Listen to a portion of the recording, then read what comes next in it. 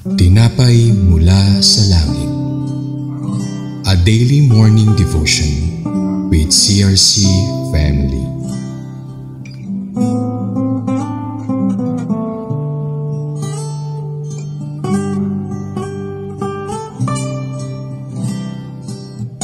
Isang mapagpalang umaga po sa lahat ng mga nakasubaybay. Ako po si Brother Lander Namok mula sa CRC Summerfield. Samahan niyo po kami sa ating programang Tinapay Mula sa Langit, ang pang-araw-araw nating devotion sa salita ng Diyos. Sa umagang ito ay ating matatagpuan ang teksto sa Aklat ng Mga Bilang, chapter 26, verse 48 to 50, na may pamagat na The Tribe of Naphtali. Sa ating pagpapatuloy, samahan niyo po muna ako sa sandaling panalangin. Ama naming Diyos, sa mga pangyarihan sa lahat, salamat po sa umagang ito, sa panibagong kalakasan, panibagong araw, panibagong buhay na pinagkaloob niyo sa amin. Dalangin ko po ang iyong paggabay, karunungan para sa aming pag-aaral ng iyong salita. Naway ito'y aming may apply sa aming buhay, maganap namin ang iyong kalooban at mabigyan ka ng kaluwalhatian. Muli Panginoon, ay pinasasalamatan ka namin, pinupuri, tinadakila sa tanging pangalan mo, Panginoong Yesus. Amen. Tayo po ay bumasa sa Aklat ng Mga Bilang, chapter 26, verse 48 to 50. Verse 48, sa lipi ni Naphtali ay ang mga angkan ni Jazil, Guni, Jezer, at Silem. Verse 50, lahat-lahat sa lipi ni Naphtali ay 45,400. Ang lipi ni Naphtali ay sa 12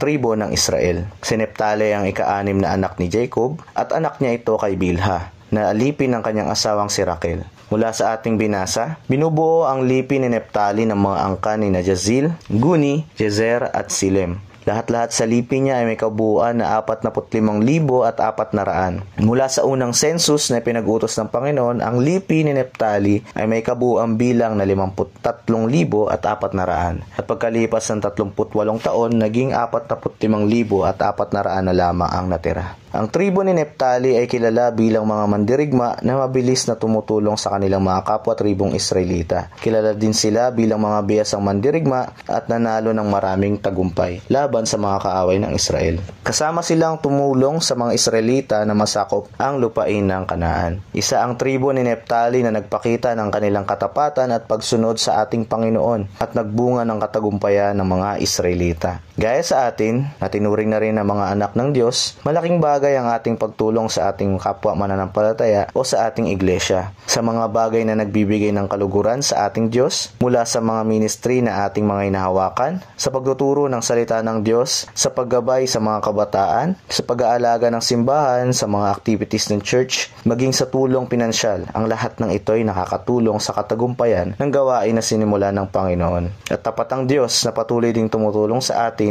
upang tayo bigyan ng kalakasan at pagpapalang inilaan niya para sa atin. Bilang pagtatapos, samahan niyo po muli ako sa panalangin. Panginoon, salamat po sa inyong salita na aming napagbulayan ngayong umaga. Mula sa tribo ni Naphtali na nagpakita ng kanilang pagtulong at pagsunod sa kalooban mo, dalangin din namin na kami din ay patuloy niyong gamitin para sa bagay na ikaluluwalhati ng iyong pangalan. Humihingi po kami ng kalakasan, karunungan at iyong gabay para sa patuloy namin na paglakad sa buhay. Dalangin din po namin ang inyong pag-iingat para sa buong araw na to sa aming mga gagawin. Magsilbi nawa kaming mga ilaw at asin ng mundong ito kung saan man kami mapunta at mahayag ang kabutihan mo. Muli Panginoon, pinupuri at pinasasalamatan ka namin sa iyong mga dakilang gawa at sa mga gagawin pa sa aming buhay.